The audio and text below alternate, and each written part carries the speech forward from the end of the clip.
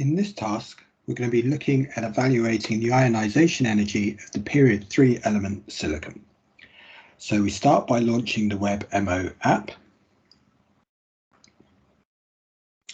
When we get to the opening screen, we select periodic table, so P table from the menu at the top,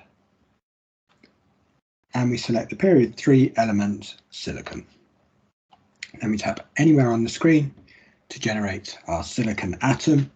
And we're going to perform the same calculations we did for magnesium. We're going to calculate the total energy of the neutral atom, the total energy of the cation, and compare the difference between them. So we select WebMO from the menu at the bottom of the screen, and then Submit from the menu at the top. So we'll do things the other way around. In this case, we'll calculate the energy of the silicon atom first, and then the silicon ion afterwards. So here we can leave the job name as silicon. We can leave the calculation as molecular energy. We need to set the theory again to be B3-lip. Remember, this is the model we use to describe our electron-electron interactions. And we set our basis set, which describes the ability of the electrons to move in our system as being CCPVTZ. Now the silicon atom is neutral, so we have a charge of 0. But if we look at the electronic configuration of silicon, well, it has a neon core, and the valence configuration is 3s2, 3p2. You might remember there are 3 different p orbitals, are px, py, and pz orbitals. And so when you have 3 orbitals and 2 electrons to occupy them, then preferentially each electron will occupy a different orbital. So we have 2 unpaired electrons. And in this case, this corresponds to a multiplicity that we call a triplet. So we select triplet multiplicity, and that's everything set up for the calculation. We click the blue arrow in the bottom right of the grey pane for the calculation to run. And again, this is just an atomic calculation, so it should run in just a few seconds. Okay, so that job has completed, and we simply tap on the name, SI, that loads the information regarding the simulation. We tap results in the top menu, and we get our energy that we'd like to record, minus 289.396331558 Hartrees. Okay, so that's the energy of our neutral silicon atom.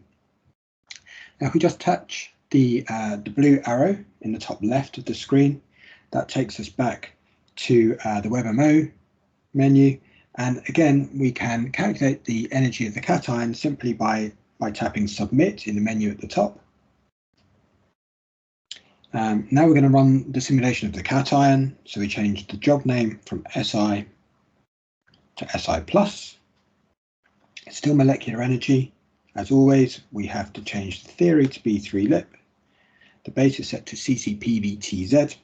Now the charge of this system is +1 because it's a cation and not a neutral atom, so we change the charge to 1. We also have to worry about this multiplicity again. Now we said that the valence configuration of the neutral silicon atom was 3s2, 3p2. So what's happened there is the 3s shell has become completely filled with 2 electrons, and the next 2 electrons have begun to fill the 3p shell. And so the first ionization energy corresponds to ionizing the most weakly bound electron in the atom, which will be one of those 3p electrons.